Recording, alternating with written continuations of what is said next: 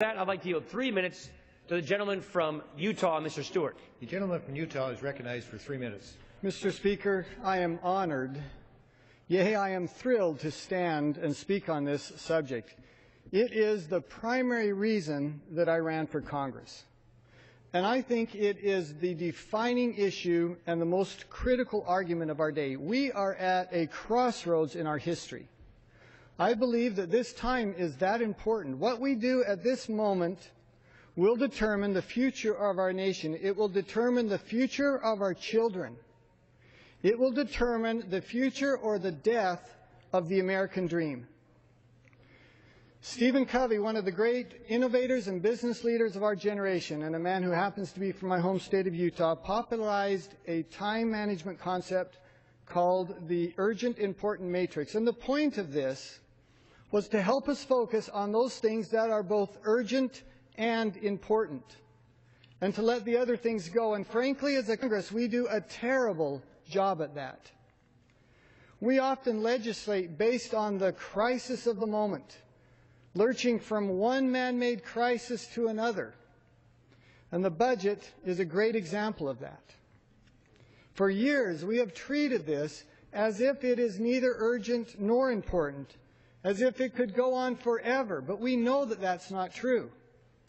But we also know now what this president believes. He doesn't think it's important to balance our books. He doesn't think it's important to cut our debt. He has no intention of cutting any spending. And not only does he not intend to balance our budget, but he derides and dismisses those of us who think that it's important to our future. But Americans understand this, and it's not that hard. And please listen to me on this, because this is so important. A nation that is bankrupt cannot provide for the security of its citizens. A nation that is bankrupt cannot provide for the poor and the needy among them. And I speak now primarily to my colleagues on the other side of the aisle.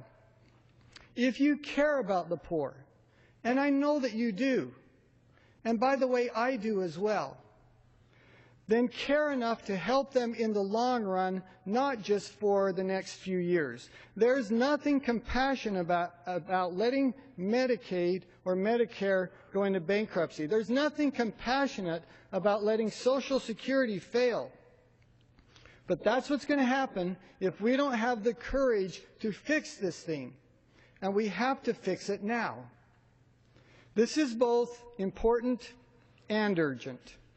Many of us had hoped that the President would lead on this matter, but he has chosen not to. It's not in his nature. He's much more comfortable leading from behind. But since he won't lead, those of us in Congress will. I admire Chairman Ryan. I thank him for his courage in tackling a challenge that has terrified Congress for years, reforming entitlements in a way to save them for our children. We have a window where we can make a difference. We can save America. We can save the American dream. Please, let us have the courage to do that.